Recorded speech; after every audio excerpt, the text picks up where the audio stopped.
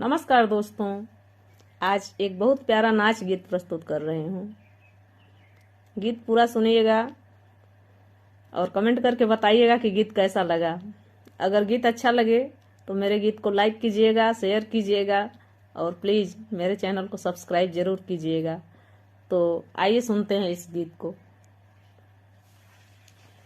देवरू छोड़ी दमोरी कलाई जो भलाई चाहना, देवरू छोड़ी दमोरी कलाई जो भलाई चाहना, जो भलाई चाहना, जो भलाई चाहना, देवरू छोड़ी दमोरी कलाई जो भलाई चाहना, देवरू छोड़ी दमोरी कलाई जो भलाई चाहना।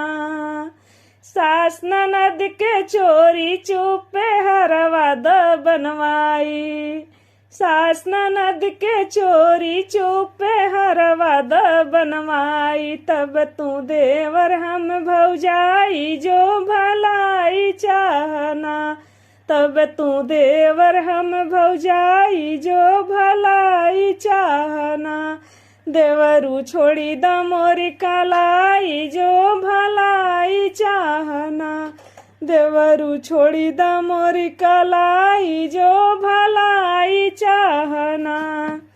सास ननद के चोरी चुपे लहंगा द मंगवाई, सास ननद के चोरी चुपे लहंगा द मंगवाई, तब तू देवर हम भौजाई जो भलाई चाहना, तब तू देवर हम भौजाई जो भलाई चाहना, देवरू छोड़ी दमोरी कलाई जो भलाई चाहना।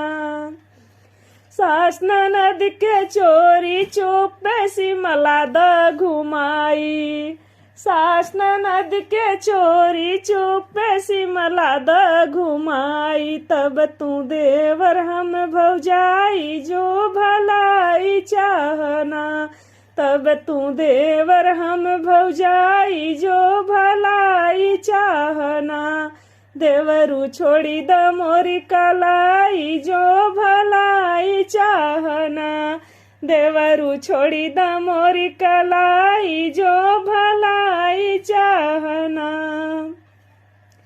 सास ननद के चोरी चुपे रबड़ी द खिलाई, सास ननद के चोरी चुपे रबड़ी द खिलाई, तब तू देवर हम भौजाई जो भलाई चाहना, तब तू देवर हम भौजाई जो भलाई चाहना, देवरू छोड़ी दमोरी कलाई जो भलाई चाहना।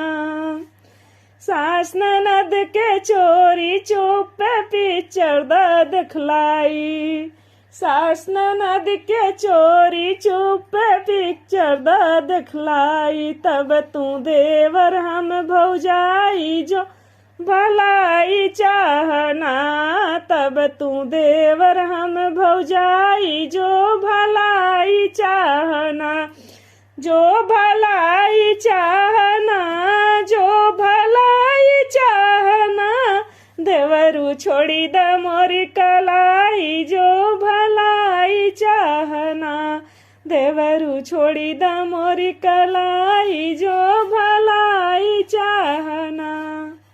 धन्यवाद दोस्तों, गीत कैसा लगा कमेंट करके जरूर बताइएगा।